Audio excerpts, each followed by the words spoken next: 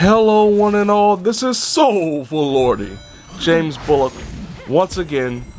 This time around, the Mortal Kombat 1 pre-order beta review for the PlayStation 5, Xbox Series X and S for a game that is scheduled to be released on September 19th, 2023 for the PlayStation 5, Xbox Series X and S, Nintendo Switch, and PC.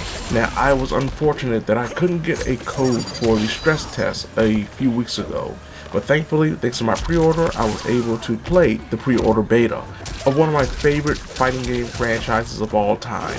Now, when it came to this beta, we only had two mode options: Classic Towers, where you fought every character of the 6 available, and of course a tower arcade-like setting with no ending, no story, nothing in terms of dialogue interactions, which is something that was definitely a negative when it comes to Classic Towers, if that's something that is associated with just the beta, or if we do not have that dialogue exchange like we do online when it comes to the full game release. But also there was casual play, which is the online availability. And one thing I will note, playing the game, having a ton of matches, is I noticed that it seemed like when it comes to casual play, you were matched up with people depending on how well you were doing in general.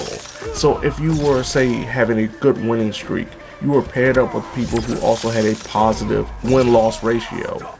But as I noticed when I was testing out different characters and losing a lot, I started getting paired up with people with very low win-loss ratios or didn't have many fights in general. So I think from an online perspective, in terms of casual, it tries to adapt to the fact that you're either winning very well or losing very badly, to try to give you a chance to either break your streak or increase your streak against better competition. Now, one of the biggest additions when it comes to this game is the cameo system. Instead of utilizing the variation system like we've seen in Mortal Kombat X and 11, which has been completely removed, now every character has their base special attacks and that's it. You do not have character variations like you did in the previous games. Instead, we have the cameo system where you pick essentially a tag team partner that plays as a cooldown special attack. Depending on the direction, how long you hold the cameo button, when they are able to be used, as indicated by the icon underneath the picture of your character that you're currently playing as. And depending on what direction, how long you hold the button to call in a cameo, you'll be able to pull off a variety of different maneuvers. In this beta, we had Frost, Kano, Sonya Blade, and Jax as the cameo options. And Sonya, for example, could grab people with her legs and do the big head spike. Jax could jump up and catch flying characters and do a backbreaker. Kano could shoot his laser beam, and what became one of the biggest things throughout the entire beta was the fact that Frost could freeze characters. So you have these options of calling in pretty much a tag team partner for a temporary usage, very similar to the test your luck special abilities that you would have in that mode in the previous games.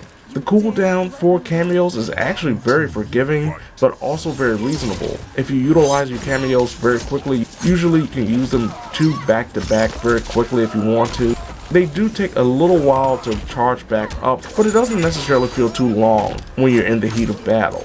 One thing I noticed when utilizing cameos is that you have to have your feet planted on the ground when you do it. And that's one of the big things I've noticed about this game, is the fact that this is built on combo efficiency. I'm not great at combos, I will admit to that. But even the bread and butter combos, if you know how to pull them off correctly, do great damage and set up some special attacks, or even a fatal blow, which is one of the things that does return in this game. For those who don't remember, fatal blows are pretty much the desperation attack that you can use once per fight. If your health gets low enough, you're able to hit an opponent with a fatal blow that does massive damage. Unlike the previous fatal blows, the cameos actually get involved alongside the main character. But I noticed that the fatal blows are not as armored as they were in the previous game, so you're easily able to knock an opponent out of a fatal blow if you're timed properly. If you're able to block it, or say pull off a leg sweep, you can stop a fatal blow pretty easily now. One of the things that has been removed from Mortal Kombat 11 is the defensive and offensive bars that were in the corners of the screens for each character.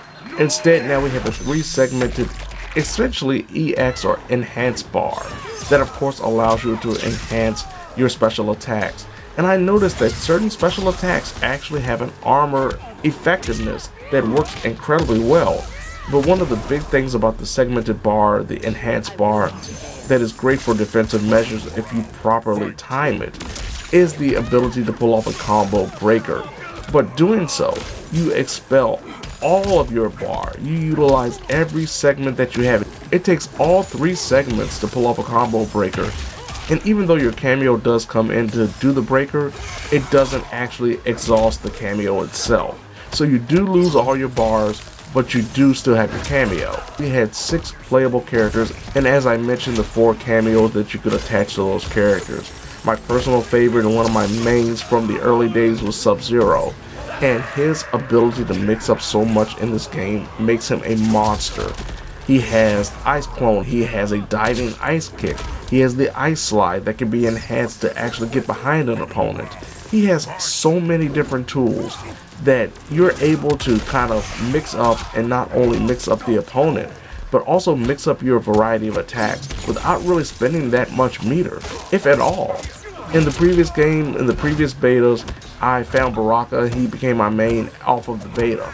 Sub-Zero is definitely going to be one of those characters I play a lot with when the full game does release. Unlike Sub-Zero, who got a lot more tools and feels more dangerous than ever, Liu Kang feels very similar to what he was in Mortal Kombat 11, just a little bit slower but a lot more powerful. I noticed that a lot of the startups, especially when it comes to his special attacks and even his kick string combos, are not as fast as they were in Mortal Kombat 11, but if they hit, they do a lot more damage to me. On the opposite end of the spectrum, Johnny Cage is still fast, and not only that, but his combos are ridiculous.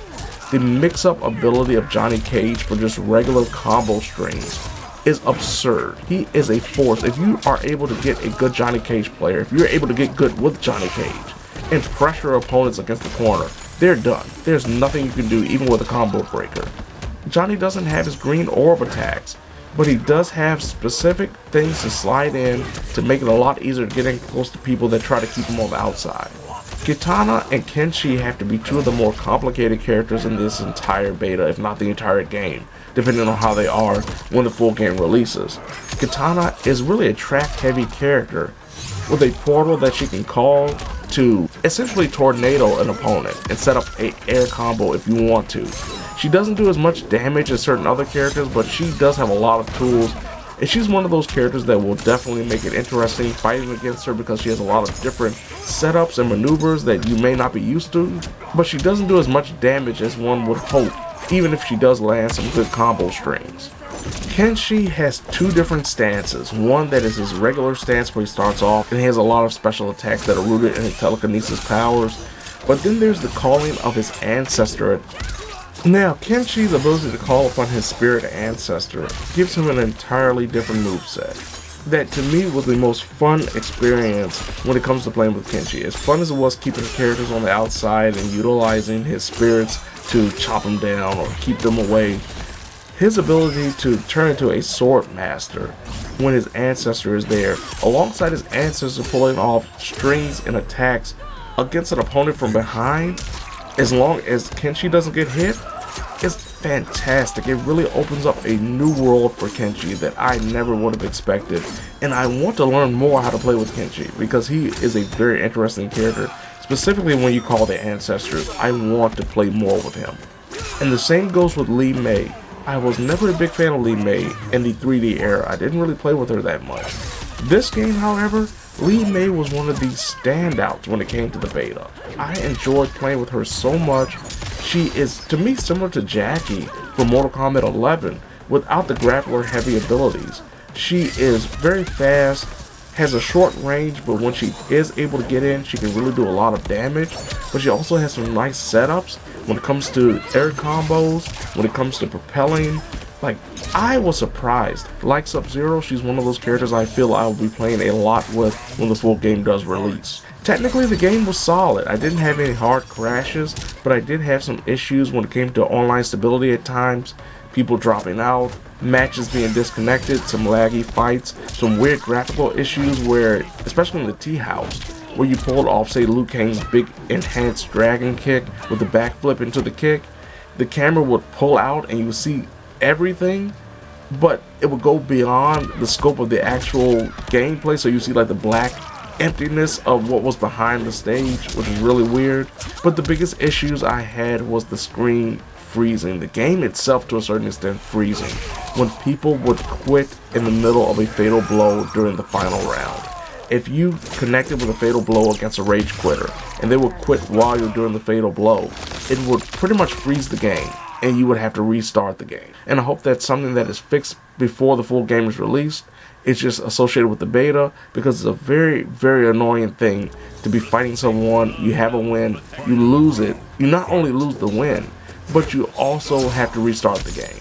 Overall, as a big fan of Mortal Kombat, I do have some issues with the game. I wonder how well the cameo system will expand with more cameos and more characters. I'm intrigued with certain aspects about the gameplay, but in general, I am thoroughly excited about the overall presentation, the overall aesthetics, and most importantly, in the overall overhaul of the combat system without losing too much of what I loved about Mortal Kombat 11. If you're a fan, to me, of Mortal Kombat X and Mortal Kombat 11, this is like the perfect blend of those two games right now. And I'm definitely looking forward to when the game does release. I think this has the makings of being not only one of the best Mortal Kombat games in the franchise, but I think it will be one of the best fighting games of the entire year, which is saying something considering how stacked 2023 is when it comes to fighting games. So there you have it. This has been Soulful Lordy, James Bullock, once again, the Mortal Kombat 1 beta review for the PlayStation 5, Xbox Series X, and Series S for a game that is scheduled to be released on September 19th, 2023 for the PlayStation 5, Xbox Series X and S, Nintendo Switch, and PC. Now if you don't mind, I have to go back and go through all the matches that I captured to see what I did wrong, what I didn't, and try to figure out if I can go back to Street Fighter 6 with this kind of skill set, because it took me a while to get used to playing Mortal Kombat 1 after playing Street Fighter 6 so much. Hopefully I can get back into the groove of Street Fighter 6, or all of my opponents will just make me say, "Oh lordy."